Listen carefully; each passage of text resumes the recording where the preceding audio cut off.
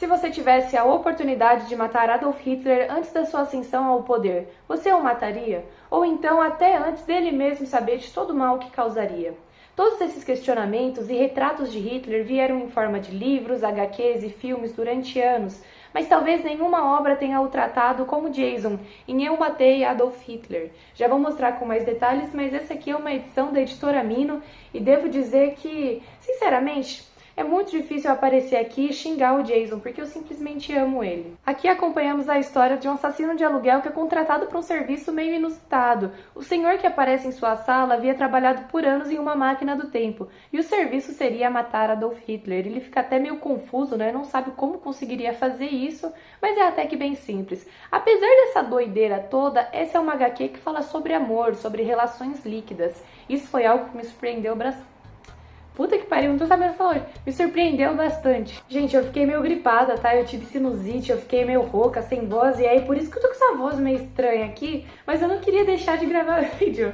Então, relevem essa parte aí. Como já dito posteriormente, essa é uma edição da editora Mino de 2019. Porém, a história originalmente foi lançada em 2006. Muito, muito lindo. As cores são feitas por um tal de Rupert. Eu simplesmente amo, gente. Acho muito lindo. E realmente, a julgar assim pela capa, é difícil falar que isso aqui vai ser uma história de amor. E por isso que eu fui pega assim tão de surpresa. Ao iniciarmos a leitura, percebemos uma moça que aparentemente está desinteressada e um cara distante, concentrado em realizar o seu serviço. Após um monólogo picante com resposta fria, percebemos que esse é um mundo em que matar é normal, por qualquer que seja o motivo. O assassino atende uma fila com os mais variados pedidos e justificativas.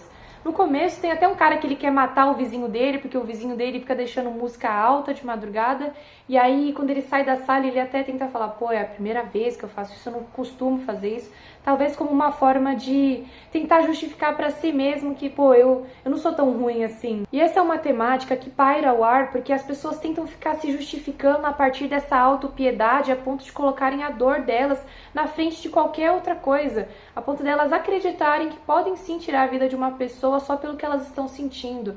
É um mundo em que matar se tornou comum porque as relações supostamente se tornaram complicadas demais, né? Então é muito mais fácil você matar alguém do que tentar resolver uma situação ou seguir em frente. E agora, já fazendo aquela ponte com a realidade para dar um soco em vocês de crítica social, brincadeira. É que hoje em dia é muito mais comum a gente ver pessoas sendo canceladas, descanceladas, sendo colocadas ali em alto e depois a pessoa some como se fossem só produtos de entretenimento. Então a gente escolhe basicamente quando matar e reviver alguém. Eu acho isso ainda muito bizarro.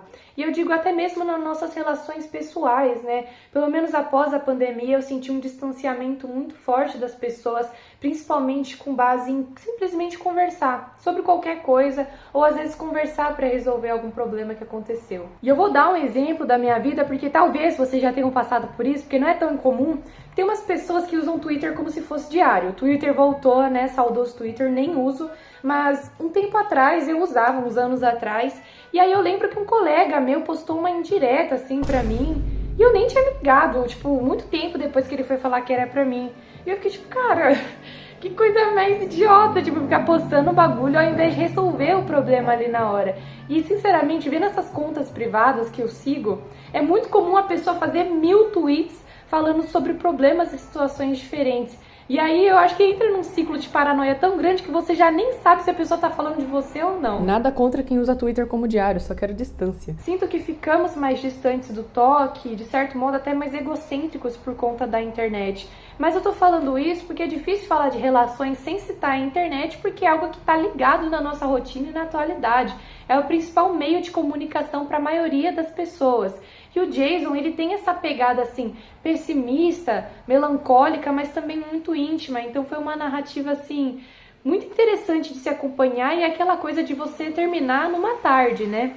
É engraçado porque ele vai para a máquina do tempo e a máquina do tempo tem um design mega minimalista, é uma esfera com uma cadeira e um botão lá dentro. E o que acontece é que ele acaba trocando de lugar com Hitler. Ele vai para lá, mas aí quem acaba entrando para voltar é o Hitler. Então é o Hitler ali na atualidade. Seria uma temática interessante, mas o foco aqui não é ele. Jason disse que ele queria fazer uma história envolvendo matar Hitler e viagem no tempo, mas ele estava mais interessado em outros personagens. E sinceramente eu acho isso uma característica bem interessante dos quadrinhos dele, é que ele está sempre trazendo alguma figura histórica, como teve o Mosqueteiro, ou a Gangue da Margem Esquerda, que traz esses escritores da geração perdida, e agora o Hitler em Eu Matei Adolf Hitler. Nisso que Hitler vai no lugar do nosso assassino de aluguel, o nosso assassino de aluguel retorna, porém 50 anos mais velho, já que ele teve que esperar 50 anos para a máquina do tempo recarregar para ele estar conseguindo voltar. Ou seja, maior fuzuê, e aí eles pensam que conseguirão matar Hitler, porém a bala é impedida por conta de um livrinho que ele estava aqui no bolso. E aí nisso que ele vai buscar a ajuda da ex-namorada dele para estar carregando o corpo, quando ele volta o corpo já não está mais lá. E o que acontece é que esses dois, o nosso assassino de aluguel e a ex-namorada dele, começam a passar um tempo juntos se redescobrindo, agora com essa diferença enorme de idade.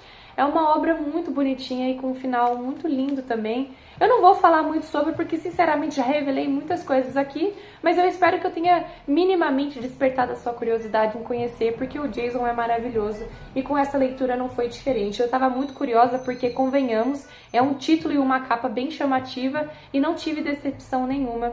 E caso você já tenha lido, comenta aí para eu saber o que vocês acharam, se vocês curtiram ou não. E vou ficando por aqui. Até uma próxima. Aproveitando também esse finalzinho de vídeo, já vou mostrar aqui o presentão que eu recebi de uma certa editora aí, que vai ter vídeo abrindo, vai ter vídeo falando sobre, então fica a especulação de qual é a da vez.